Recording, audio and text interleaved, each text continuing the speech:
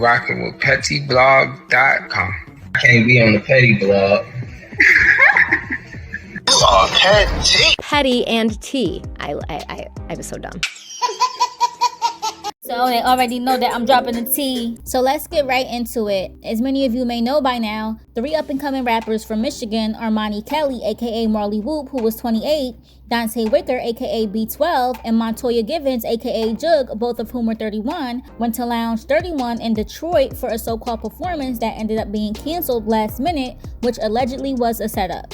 They then went missing immediately after they touched down to the venue and were found under debris in an abandoned building in Detroit almost 2 weeks later. 3 rappers were found dead in an abandoned apartment building. Now, the trio was reported missing after their performance was canceled. And furthermore, some of you may have seen my last video about it where we posted Armani's last live, which a lot of people believe is key evidence to what may have led to their demise. First of all, in that live, he's nonchalantly calling out a certain snitch that he knew by name, and then a few dudes with masks on join his live, and they're speaking in street codes, and they seem to send him warning shots, all of which Armani seems to miss, maybe because there were some giggles in between, so he thought that they were laughing with him, but if you really analyze it, they were laughing at him. He missed cues like their body language and their Call of Duty reference, just to name a few, and their issue with him clearly stems from Armani's podcast that they continuously mentioned. He came home and got on a helicopter. That's some real nigga shit. No, you came home and did the podcast, though. That's a real nigga shit. So we had to go check it out.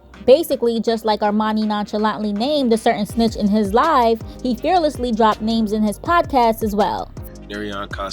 For example, he exposed inmates who be stealing in there, to how they be finessing the weak in there out of money, on up to exposing the predators, aka DL thugs, who act hard and look hard, you know, the gangsters who go to jail and toot it and boot it. I mean, he didn't use those exact words per se, but he was definitely clear about how certain dudes get down with each other when they get to prison. He even admitted that he himself would have been in trouble if he was locked up with a certain person who has a type, which is light-skinned ninjas with hair who gangbang.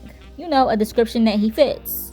And he also revealed that ironically, that person in particular ended up getting cancer of the ASS. I'm not lying. I mean, he was exposing all kinds of things that he experienced behind that wall in prison talks, and said whoever's name without a second thought. Probably got no filter when I talk, that's why y'all can't feel it. Probably got no filter when I talk, that's why y'all can't feel this. Mind you, the podcast was fairly new, so he was just getting started for real. So the motive behind his offing may be tied to the things that he was saying in his podcast, and keep in mind that he wasn't even done telling. He was only on like episode 3. And he was locked up for years, so he had a lot of stories to tell. Mind you, he was a creative that not only raps, he also wrote books behind bars, so he could have been an author. He also knew how to edit, etc., etc. So his podcast was an outlet to let some creation out. He was locked up for years, like I said before, and it traumatized him, so he just needed to vent. I done did my beat, got me feeling like a prison nigga. You know, a way to let out all of those bottled out thoughts. And although I may not agree with his exact method of saying names as opposed to using fake names for story time's sake, you been saying way too many words. And although I may not agree with his exact method of saying names as opposed to using fake names for story time's sake, I definitely don't agree with how they took him and his friends out if that was indeed the reason. I feel like what most street dudes lack is communication, so instead of talking in all those codes that he didn't even catch on to publicly, a simple private conversation where you voice it to him directly like, look, I understand your need to do the podcast, brother, but how about you keep names out because you're exposing people and you're putting their business out there, you know, something cordial. And being that he dubbed himself a street dude, I believe he would have gotten the message that way. But all that, I hope we see you with a fat eye on your next podcast, and asking him if he gonna talk about you some more on the next podcast, and talking about if you ain't on Call of Duty in real life, then leave me alone, wasn't working. He did not understand that. So put it in layman terms sometimes. Seriously. Oh, and if you're wondering how him and the dudes from the live knew each other, he was locked up with them. So I guess that's why he thought they were cool. And again, his podcast was based off of talking about what he witnessed in prison. So yeah, the dude with the Call of Duty shirt wanted Armani to leave him out of it. And if you missed it, don't worry, that live is going to replay after this, and especially for those who said that the music was too loud. We lowered it for y'all. Y'all spoiled. But yeah, pay attention to every word said and read between the lines. Darian Coston. That's a real nigga, man. Real solid turn the street nigga, you know what I'm saying? I would say I'm the face of that bitch, turn the street, but I can't even play. That nigga Darion big dog around that bitch, especially around me. But, you know, I just always mess with the G's, man. Even in prison, I used to get into it with some of the dogs because, you know, they felt like I was wishy-washy or something. I'm just like, shit, I fuck with niggas who fuck with me, and I ain't finna, you know, tell my dick just to impress nobody, you know what I'm saying? I'm not trying to switch up. If I say I fuck with you, I mean that shit. That's something you gotta fuck up. You gotta fuck that love up for me to cut you off. You know what I'm saying? So I just want to put that shit out there, let y'all know, and see, get a little backstory. Y'all got sexual predators in prison. That shit is real. That shit be happening. It don't happen to a lot of people. Not no more, at least in Michigan prison. For us, it's a lot of homosexuality. You know what I'm saying? Young dudes being more in touch with their motherfucking feminine side, whatever. You know what I'm saying? A lot of motherfuckers coming in gay. So it's not a lot of like taking ass and shit. You know, that shit don't be happening like that. Even though it do happen. Definitely do. But more than anything, there's financial predators. You know, they cloak themselves in the idea of being your mans or your homie, and they really trying to get in your pocket. You know what I'm saying? And the root of that is that a lot of times, I'm talking about the dumbest nigga you can think of in prison. That nigga spend about 50 to 60% of the time on a low end trying to figure out how he can scam somebody out of something. Most of us call that shit like a nigga coming up with $1 million scheme for $10, you know what I'm saying? Nigga, ain't you over here plotting way too heavy on this little petty shit, but it do happen. You know what I'm saying? People try to finesse you out of everything. People gonna try to finesse you out of snack food or, you know what I'm saying, stole list. Niggas gonna try to finesse you off a couple dollars. Niggas gonna try to step on your toes and catch plays, all type of crazy shit. But the shit I know y'all niggas interested in with, first off, them sexual predators. So, sexual predators, I don't know the niggas, the individuals, you know what I'm saying, but there's some long-standing names in Michigan prison that everybody done heard of. First of all, nigga Pussycat.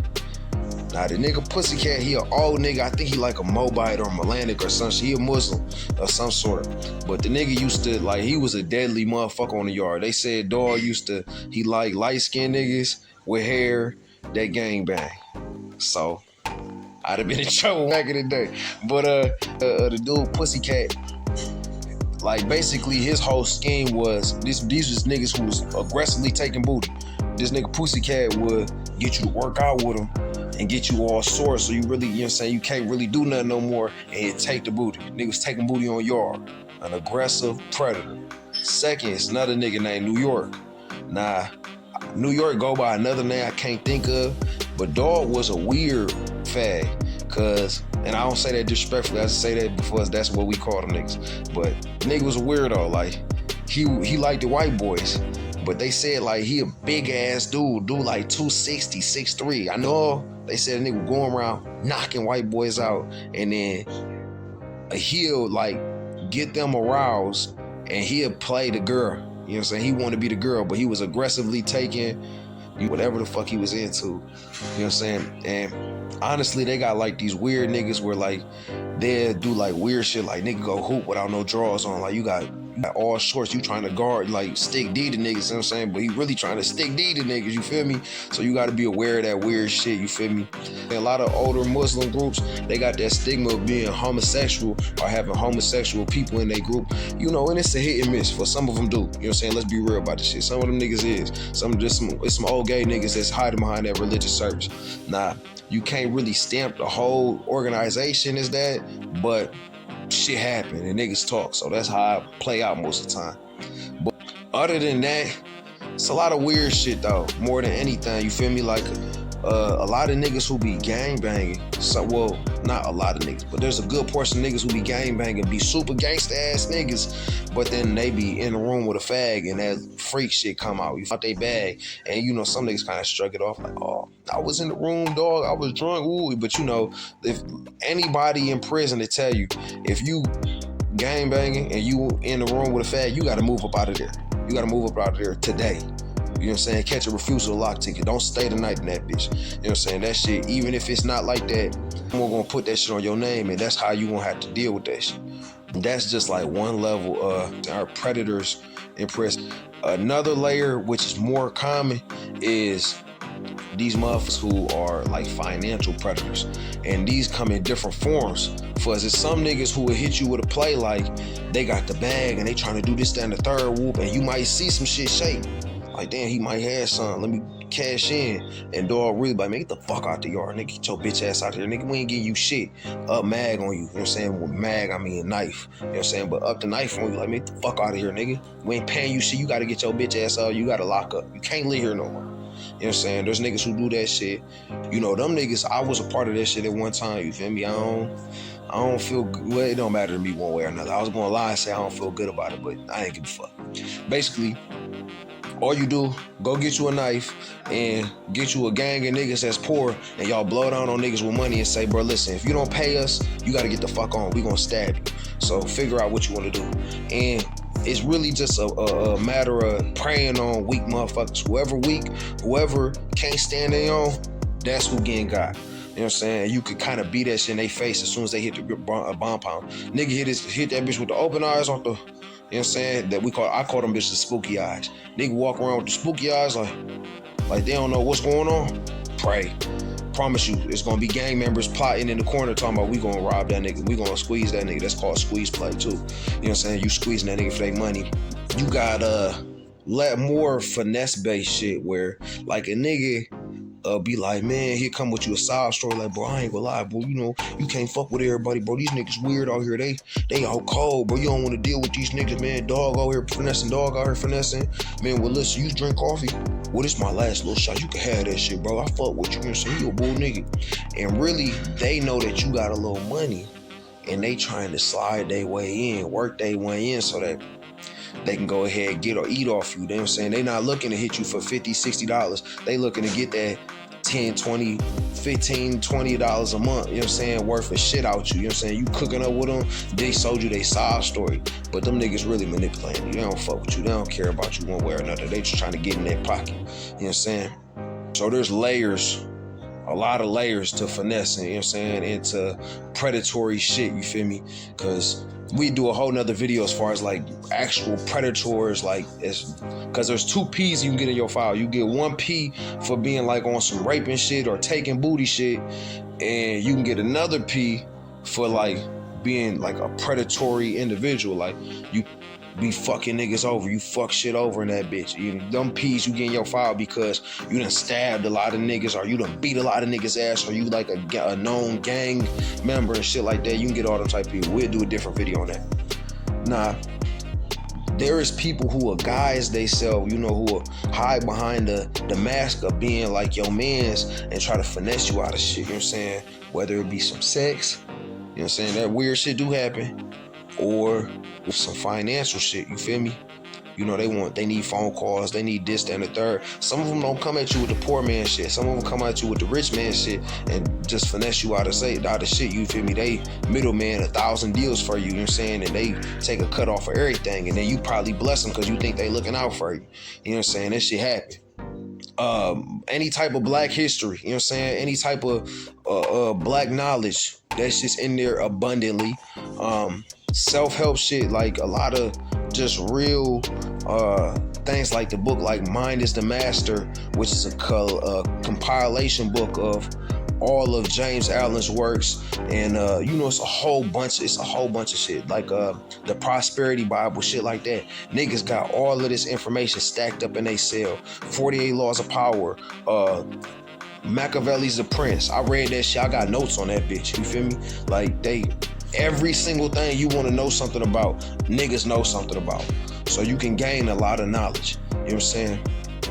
Like it's a guy named J Killer D. You feel me? Big Boss Pimp Disciple, you feel me, out of Chicago. That nigga was across the hall from me just recently. I actually met him in 2016 when I first went to St. Louis. We was on the same rock. At the time, I wasn't mobbing with the homies for us. I felt like it was some weird shit. It felt like it was a lot of crash dummyism. And at the time, I'm fresh to the joint. I was banging in the streets. So, you know, mind you, I wasn't banging properly, but I was still banging in the streets. And I wasn't keen on just leaning into whatever these niggas got going on. And on top of that, a lot of Lansing niggas are GDs. A lot of Northside Lansing niggas is GDs. So I was fucking with all Lansing niggas. There's a good handful there. And I got tapped in with Killer. You know what I'm saying? I actually ran back into him at Berger right before the end of my bid. The nigga basically seen the nigga grow up from when I first came to the joint to where a nigga was seasoned around that bitch. But Killer, one thing he always told me, that shit stick with me to this day. And it's like the personification of my favorite quote, which is, perfection is the enemy of completion. Killer always said, man, if you broke and you got something in your cell worth $50, sell that shit and hustle your way up onto some old shit. Don't hold on to nothing thinking that, man, I'ma wait till the right time and I'ma bam niggas' heads with that shit. Never do that. Never do that. He always said, like, his main thing was like, nigga, if you want to rap, steal somebody beat then. Fuck it. Nigga, if they sue you, nigga, that's a tomorrow issue. That's not a today issue. Nigga, if you got a book in your cell, go sell that bitch for however much you can and take that money and flip that shit. You know what I'm saying? That nigga was all about action. That's what he thought about. That's how he moved. It was about what you can do right now. Because you can sit here and think and wait for the perfect moment, but you're not going to get shit done. You know what I'm saying? So you got to move. You got to be about action. Another mentor, like when I first was at St. Louis around killing shit, it's a homie named, he not a homie, but he actually an old school lore nigga, but his name Matthew Macon, aka Chili Chill, you know what I'm saying? Crazy thing is, the nigga is actually like a serial killer in Lansing, you know, well-known nigga. He's a good nigga though. They try to put some little weird shit on his name. I would speak against that shit if niggas told it to me, but long story short, real solid nigga. Man, Chili, basically, this nigga Chili like 6'2", like 250. I promise you, this nigga don't got an ounce of fat on him. Nigga out here doing sets of 25s on the pull-ups, do 1,000 push-ups before we even go to big yard. Big nigga. You know what I'm saying? Niggas was spooked of him too. He got 5 nats. You know what I'm saying? 5 natural licenses. You know what I'm saying? The nigga never, ever bumming home. But he a real solid nigga, man. And that nigga gave me a lot of game, like taught me how to make suckers, taught me how to make fudge. He taught me how to make taffy, even though I forgot, you know what I'm saying? No disrespect. But that sucker shit, I made at least about $2,500 throughout my whole bit just selling suckers on yard. You feel me? Ran that bitch up multiple times. He taught me how to jail, you feel me? How to cook up. That nigga taught me all the basics that you need to know going to prison, how to survive. You feel me? How to peep shit, how to move around certain shit, everything. Nigga's a real solid ass nigga. Fucking love that nigga. That's my baby. You know what I'm saying? I ain't been able to do what I can do because, you know, obviously I'm on parole. Can't contact felons, but as soon as I'm off, I'm on that nigga shit, bro. That's my baby. One nigga I say, I don't know the nigga name, his real name, never learned it, never knew his number, but we was in Buddhist service at Berger, level 5, in like 2017, 18. But the nigga name, he called himself Master Son. Master Son, nigga from Detroit, old school nigga, long dreads. I'm talking about real in tune. I'm telling you, this nigga knew some shit. I'm not playing roles with you. This nigga knew some fucking shit. Like, he say he got an intimate relationship with numbers, but dog, like, I can do this too. I'm not as good as him, but I can do it to an extent. But basically, you break down the letters in your name, you feel me? Like, my name's Armani, my first name. So A is 1, R is 18, and A plus 1 is 9. So 1 plus 9 is 1, 2. Then M is 13, which is 1 plus 3 is 4. So that's 5. And then the A, that's 6. The N is 14, which is, you know what I'm saying, 5 again. So that's 11, which is 2. And then the I is 9. So the 9 plus 2 is 11, which is 2 again. So with that 2, he could tell you some shit. The whole numbers break down in a way like 2 would stand for cooperation and partnership.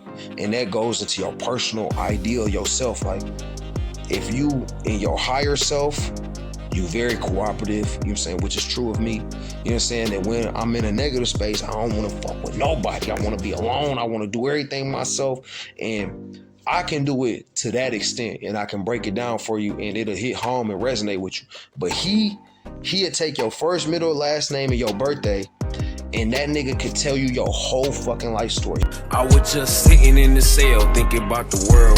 This and bitch, I say it. Dress shoes on, hawk them down. Remember Quan Bracement? Man, what's the deal with y'all, man? What's good? Nigga just tap it in right quick with y'all, man. Trying to see what's up. But man, for real, I'm really trying to figure out, like, is everybody not, we just not gonna say if niggas told, man. If you know if a nigga told, we just not talk about it. That's what we doing now. You know what I'm saying? For that shit feel like the wave. For some of these niggas be out here right in your face. And, you know what I'm saying? I ain't gonna lie, I just be seeing shit, bro. I seen some stories. I'm like, man, we gonna keep playing like this, dog. You know what I'm saying? And, you know what I'm saying? If anybody take that shit personal, that shit what it is. You feel me? I don't be feeling that shit. Niggas be out here like, I don't get it. Y'all niggas be seeing them motherfucking stories, man. I know y'all be seeing these niggas, man, pretending like, oh, that nigga standing up on this case. Like, bro, that nigga bug. We gonna keep that shit a secret? Like, what's going on? I don't fuck with it.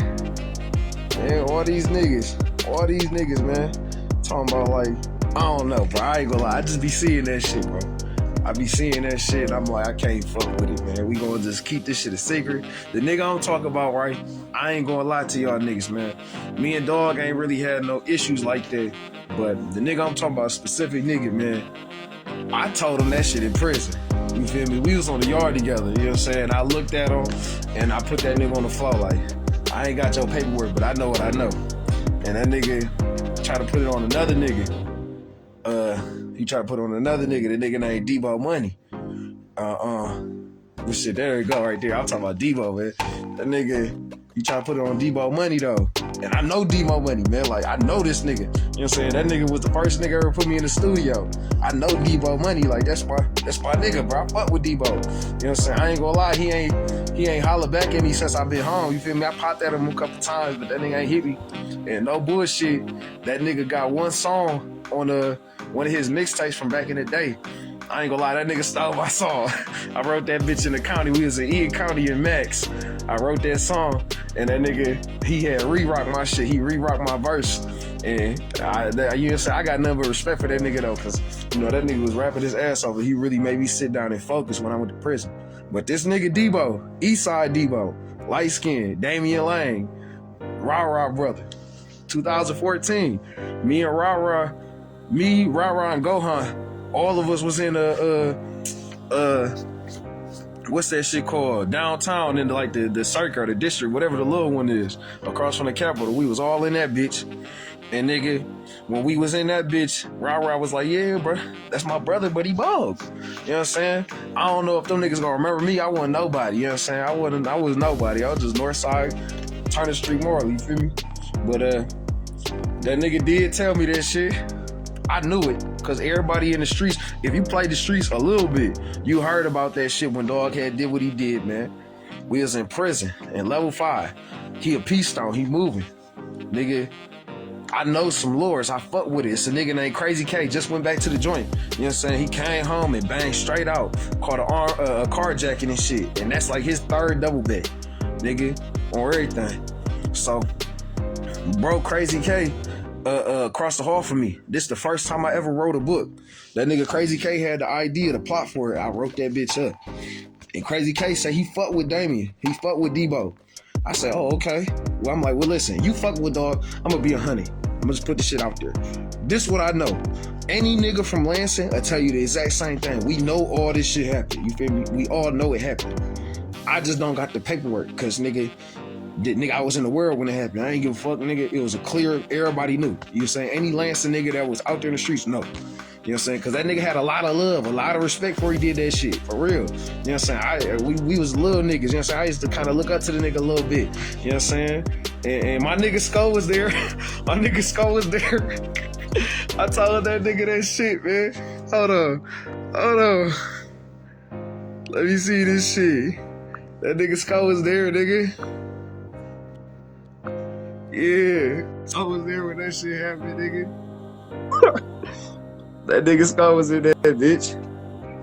Nigga, Dog had said, he tried to bite down on me on the big yard. The nigga ain't want no smoke. Hey, you remember that shit, Skull? Go ahead, talk your shit. I'm saying, you remember that shit, remember the nigga Debo from my way? Yeah. With the that nigga, yeah, when I put him on the floor, I don't know if he wasn't in the hole with me, but I put that nigga on the floor because I seen this nigga they posted stories for that nigga like, oh, that nigga, he's standing tall on this case. Like, nigga, you already told. It don't matter, nigga. This shit don't matter, nah. Bracket blood. Money. OG blood money, nigga. What's up? Oh, I ain't never ran into you, bro. I ain't ran into you, nigga. I know what you know. Yeah. I was up. Yeah, I remember you guys. I never ran into you. Straight blood. I'll be that red. I already know that, nigga. Yeah, I'll be that red, boy. You heard me? Yeah, I ain't know shit. Be out this bitch. What's crack with you? Be you out, blood. I appreciate it, nigga. I'm happy to see everybody out this bitch. Everybody out. We all back from the same shit. Man, the same. This nigga Skull, man, his bitch bossed his life up. This nigga taking helicopter rides and shit. Poncho, what's up, though? You was on helicopter? That nigga was on helicopter rides. I was too. I was crazy, bitch. Hey, listen, and whoever the camera person was, they was doing their job. That nigga was playing up. Straight to fucking. That nigga did that. He came home and got on a helicopter. That's some real nigga shit. No, you came home and did the podcast though. That's a real nigga shit. Podcast? Oh yeah, I did. Dude, on They trying to step up. did your thing, nigga. Yeah, I'm trying to. I gotta keep running that bitch though. I be feeling like I'm falling behind. I got some new shit out. That shit. Listen, Just keep doing what you're doing. Niggas gonna start paying attention to that shit slowly. You say week, man. I'm trying to pull up at your shit or some shit. Cause I'm gonna end up picking up Jud, man. I'm gonna say East Warren shit. I said I'm gonna end up picking up Jud. You about to when you come down there? Yeah. You gonna pick up Jud? Yeah, 9 times, man. I ain't gonna leave that nigga sitting around. Pick him up then. Shit. I got to. You can pick him up. You gonna get that. No, I'm saying, to be real with you, bro. That's my baby. I love Jud, but I don't think he got the money to get in nowhere. So I'm gonna just pay for Jud. Fall back on my man. That's my baby. What type of time you on, man? Man, listen, ain't no solider nigga than Jud. He just be broke. Man. But what are you? Huh? Broke as fuck, nigga, but I'm good at balancing my budget. All I know is this, dog. If you ain't on this, bro, leave me alone. What is it? Call of Duty, bitch. Get on it. I don't be playing. I don't got time to be playing games, nigga. I'm outside with it, nigga. I'm talking about real black. I'm playing real life, nigga. I'm not on the game with this real life shit. Real black. Nigga, I'm not. This not GTA, nigga. I'm playing real life. I'm out here making moves and shit, nigga. I ain't got time for that. Talking about all blackouts over here, bro. Nigga, we don't do nothing new. You still playing? Shoot 'em up, bang bang? No, in real life though. That shit really became real life. Oh man, these niggas are shit. We gonna touch the shoot 'em up, bang bang money too. So you gonna put that on your next scene? I mean, on your next Let's go. You know, if you on your podcast. Bro, if you go up, nigga, if you win, nigga, I'ma just be a supporter. You can do the bang bang shit. I be telling people about the bang bang shit. You'll be Supreme, right? And I'll be Ja Rule out there singing and dancing and shit. Like, hey. Bro, see, that's why everything go left. Every time, bro. It's a room full of gangsters and you are on this bitch playing. Why not? That's that I be living my life. I be living my life, though. I'm just living my life. Living my life. But nigga, I was just in that. We was all just. He was just in that bitch. That nigga was just in that bitch. My nigga. That shit be what's up, bro. What the fuck is that? Ooh. What is it?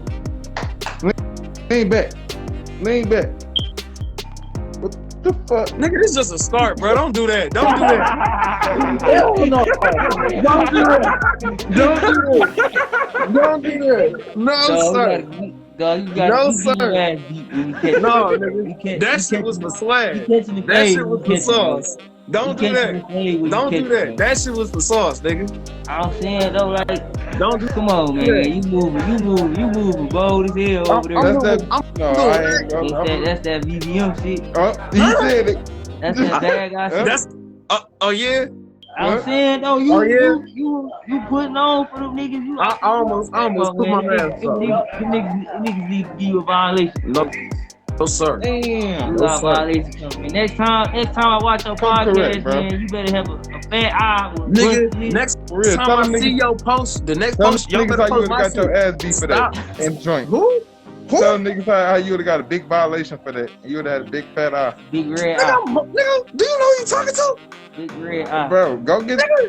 Let me see. I'm double certified. You put the real one on. You put the real. You put the double real one. certified. I'm double certified. That nigga had a go to the cowboy. Yeah, nigga, that shit for the sauce. That shit for the bitch hoes. got hurt. You know what I'm saying? That shit for the hoes. That shit for the hoes, nigga. Quit playing with me, nigga. I'm double certified. Who you playing with, boy? Throw that shit away, homie. Come on. Don't get mad, All right, bro. bro, we gone, bro. I'm gonna catch up. Down, bro. All right, play my music, nigga. Let them niggas hear my shit. Bro. Yeah, nigga, 37, nigga. Nigga, 1823, nigga, whoop. Big CK. Nigga, what you talking about?